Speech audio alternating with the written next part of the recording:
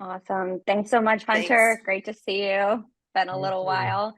Hi, everyone. My name's Dana. I'm on the sales team here at Power to Fly. And yeah, like Hunter said, get the honor of talking with Kathy today. So, Kathy, that was a mouthful from Hunter and talking about what it is that we're here to discuss. In your own words, just kind of taking a step back, introduce yourself, your background, and how you came around to this work. Sure. Great to be here, Dana. Thanks so much. And thanks, Hunter, for the great introduction to everything. So I am the CEO and founder of E equals Y, which is a leadership development company focused on elevating leaders and really helping them to lead through change. So if you kind of learn a little bit about my background, and Dana, I know you know a bit about it, but I come from a very varied background. I started my career as a CPA.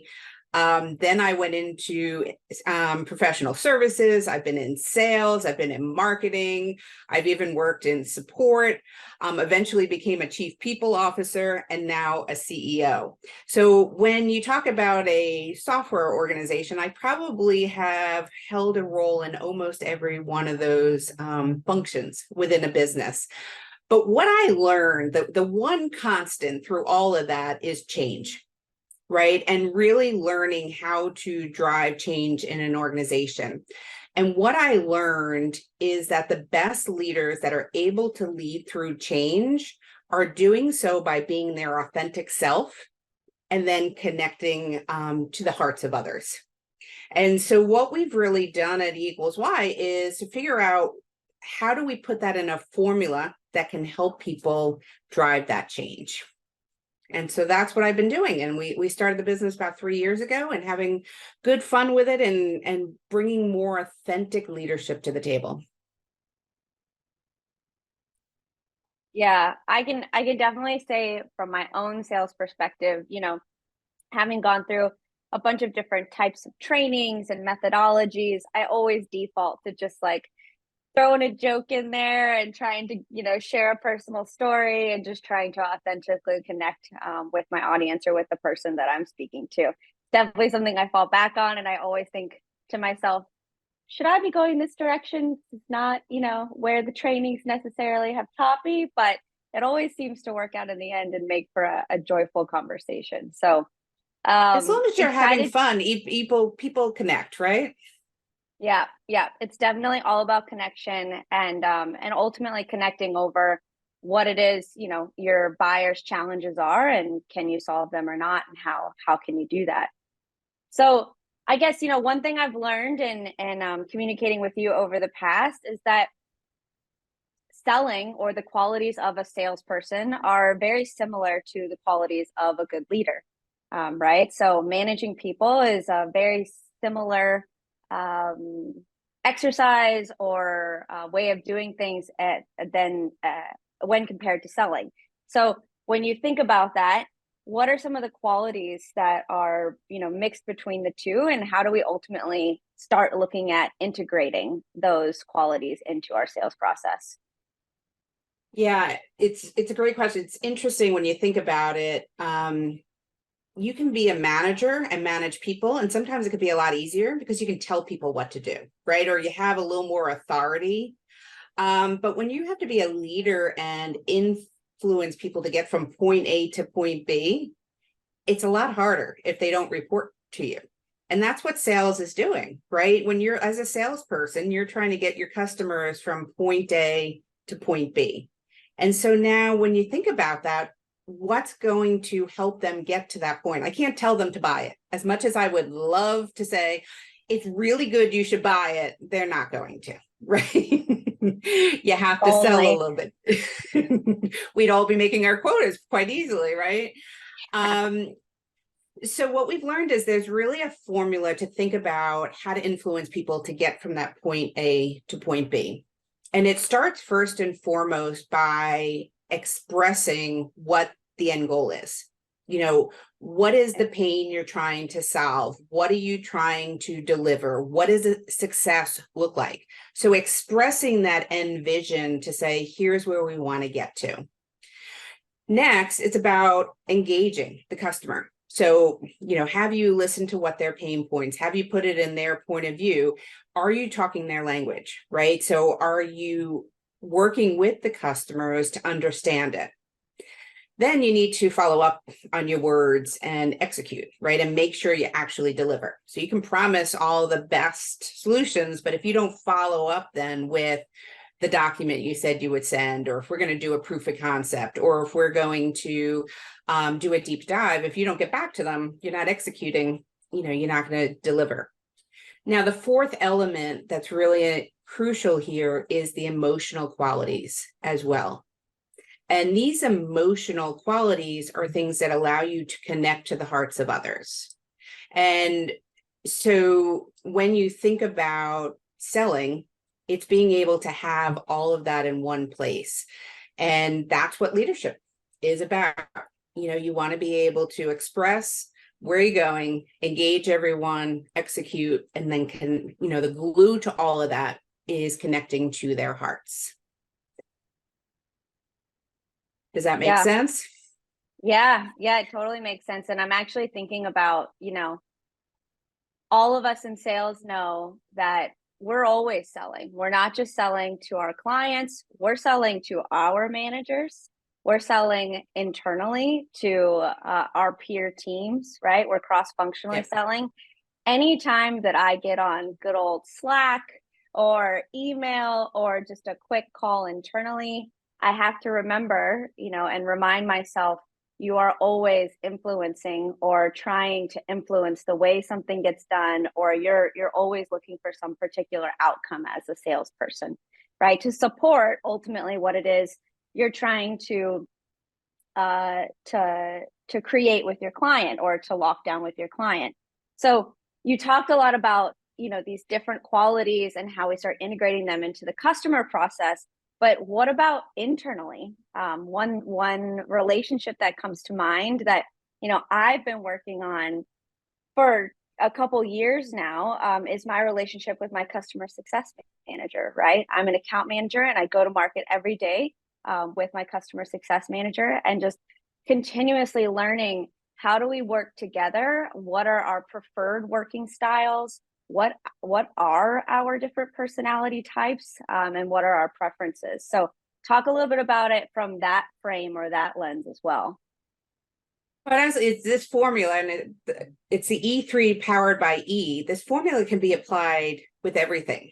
So if you have someone new that you're working with, like your customer success manager, and again, there's not a direct reporting line there, right? So it's about coming together and having that common vision. What are we trying to accomplish?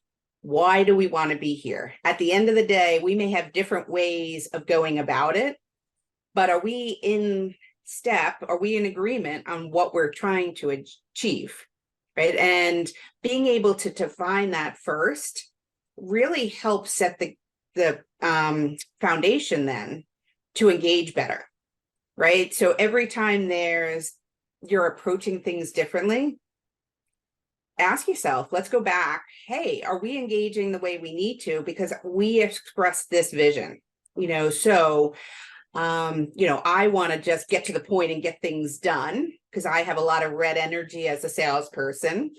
As a customer success manager, you may have a lot more nurturing, caring, let's think about everything before we proceed. Could be different energies bringing to the table, but you're there for the same purpose, right? And understanding that neither one of you are waking up with bad men, but you just have different ways of approaching it. So learning what your different styles are, your different preferences, allow you to go after that goal together. And then the execution comes in it. What are we trying to do? How are we doing it? And being able to connect to the hearts of each other, of saying, what motivates you? What do you care about? Because maybe I can help you along your journey and we create a win-win for everyone.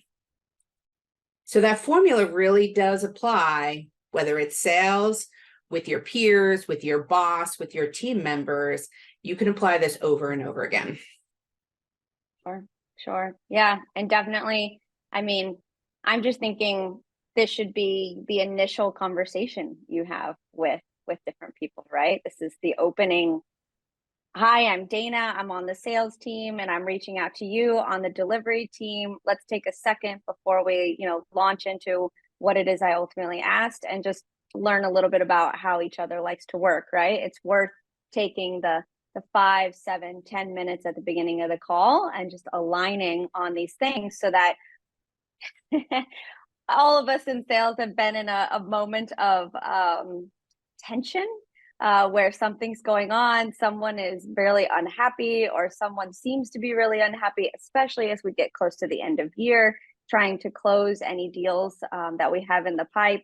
So tensions can be high. And if you've taken the time, especially internally and with your clients, to set that stage for this is how I prefer to communicate. How do you tend to give each other a little bit more empathy and understanding in those moments of tension, right?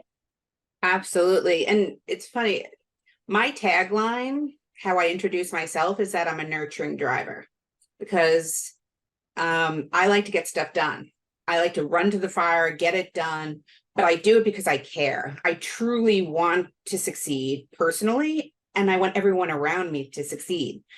And what I mean is, some people might interpret that and see it as I'm bossy. And so what I've learned is, yeah, it can come across that way. But I try to explain up front, I'm doing it because I care. And then I give them permission to say, if I come across too bossy, just call me on it. It's okay. I don't mean to, but I give you permission to understand how I will, especially in crisis, show up. And then the dialogue's very different. Rather than, if you and I were having this conversation, rather than you walking away and go, I can't stand her, she's so bossy, and, this way you can say, Kath, you're doing it again. Right. And then I can come back and be present and be like, okay, yeah, we need to have this conversation. Yeah. Bring me back in. It's a partnership, right? Not only, Exactly. And it's really interesting to think about that with a client too, right? Because now you're trying to influence behavior, which introduces a little bit of a different lens or aspect to the relationship itself versus peer-to-peer or someone that you work with and nobody had a choice to do so. I tend to think about that in a little bit of a different light, but it's really all the same. And yeah, I actually remember everyone that's listening. The first time I met Kathy, we were introducing ourselves and she did say that. She said, I can be seen as bossy.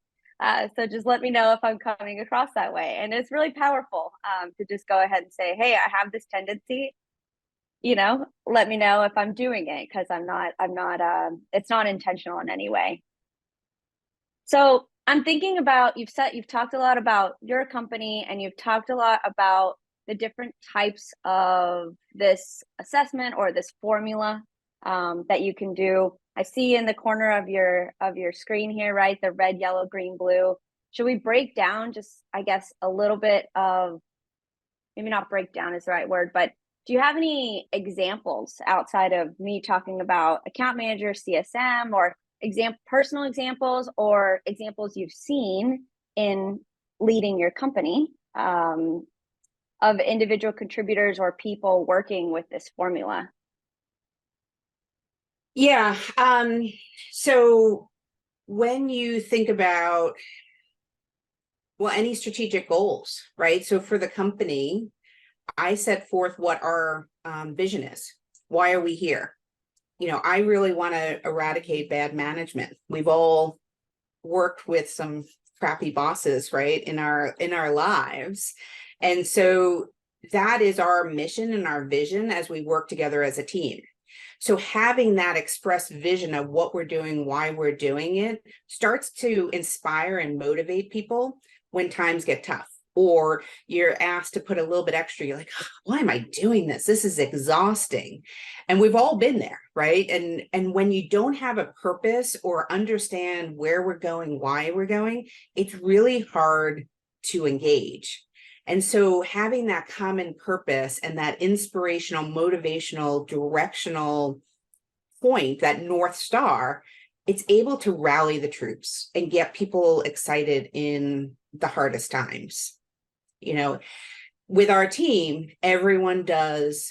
This is so the colors are from Clarity 4D. We should probably share with everyone. So this is a behavioral assessment that really helps us understand what our natural tendencies and our natural preferences are. And so it's based on Carl Jung, and understanding if you're an introvert or you're an extrovert, understanding how you like to make decisions. Do you make decisions with your head? Are you thinking, or do you make it from your heart? And then also, sensing versus intuition. All this comes into play to show you where your preferences are. And so what happens is when you're in that state of anxiety or stress or chaos, your natural tendencies are going to come out. We The all end of year adapt. mayhem. Exactly. It's fascinating. Like when I just spit something out, I go, oh, I'm stressed, right? Yeah. So Yeah. and then other people are complete opposite of me. They retreat, right? Do you ever just suddenly someone goes missing from the engagement? Yeah, And clients all the time. They're retreating, right? They probably have a lot of blue energy and they're retreating. And because they like to think, they want to go into deep reflection and they want to do it alone. And so if you get someone that's in stress, that's running to the fire, wants to engage everyone versus someone that's going to retreat and try to hunker down and do it themselves, as a team, you can have a lot of conflict.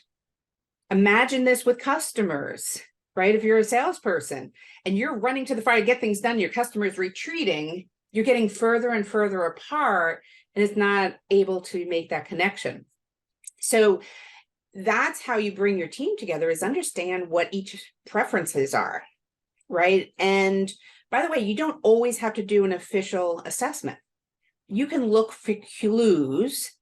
And this is really, there's no way you're going to walk into a customer and say, hey, can you do this Clarity 4D assessment with me so I know your colors? Just not going to happen. But I think as I'm starting to tell a little bit of stories of the different personalities of, we talked about red, blue, yellow is fun, chatty, having a good time.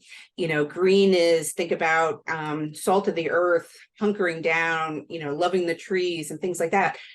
You can look for clues and think about how someone's reacting so that you adapt, especially in sales, to speak their language and reflect, respect how they may be showing up and not just keep, plowing through with your own personality. Sure. Yeah. Yeah. I did an assessment similar to Clarity 4D years ago, probably 10 years ago. And it was back before all this remote work, and sitting in a cubicle. And so we all hung our profiles outside of our cubicles, right? It was great. And the idea was very romantic and awesome that before you walked into someone's cubicle, you would take a quick look and see how you should go about interacting with that person. In reality, the day gets very busy. The last thing I'm going to do is look at your profile before I walk up and ask you a quick question. So that's what I was going to ask you is, you have this formula that ultimately you've created a company around to help create, better leaders and therefore also better sales professionals. And in practice, what does this actually look like, right? It's not thinking about particular colors. It's not thinking about the nuts and bolts of it in the moment. You really only have 30, 60, 90 seconds to figure out how you're going to communicate. It's just thinking as something as simple as, does my client tend to be a little more on the outspoken side, or do they tend to let me completely finish, or will they let me just talk as a sales professional for 30 minutes without ever saying anything? That's a clue, right? I have customers that do both, and ones that will cut me off and say, hey, Dana, stop, stop, I have a question. So there's all kinds of clues out there that we should be taking note of. And then sometimes, again, in moments of tension or stress, end of year, primarily for me, we tend to forget all of that. And we just tend to go through our pipeline and just follow up.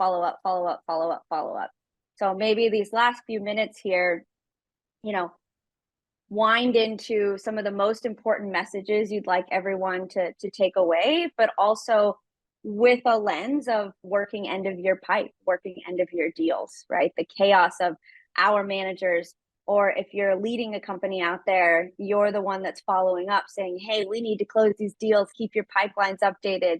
We all understand why it's important and we're all behind it, but what are some takeaways or messages that you could leave everyone with to think about, and maybe over these next 2 weeks before the holidays, get a little more creative with their outreach to clients?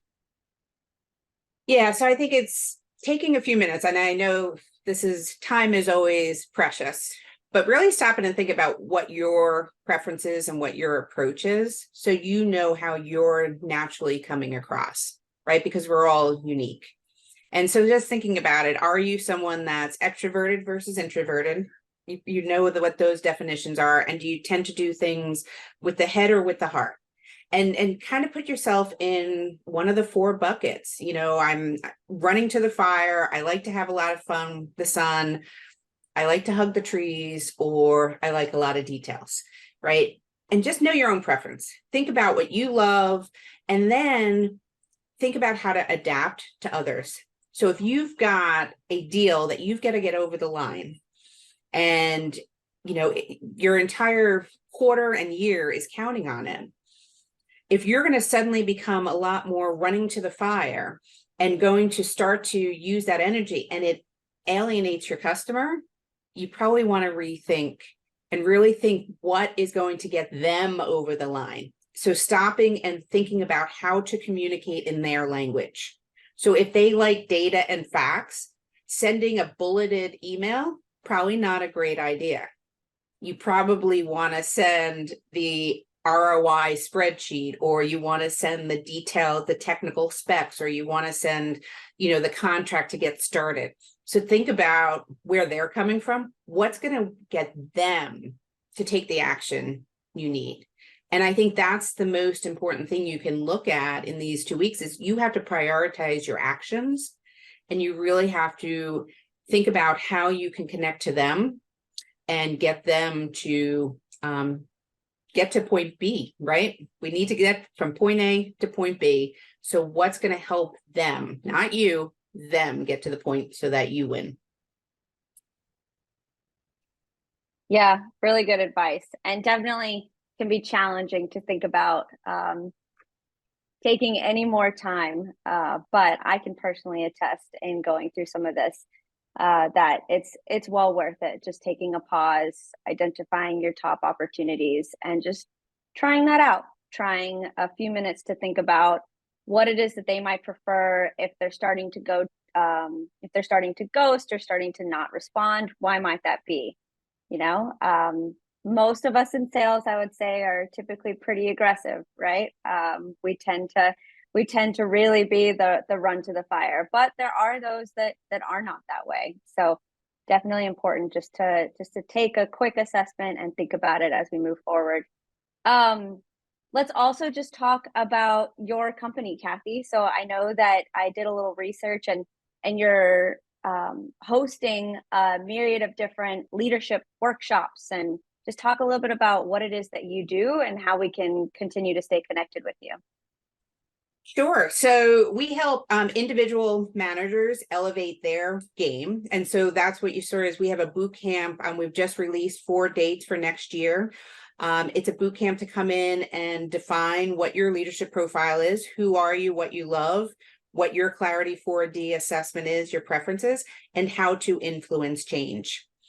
And then we also do team building. So we'll take that boot camp and where you can create a common language across all of your team members and start to break down silos and start doing teaming agreements so you get a personality for your team.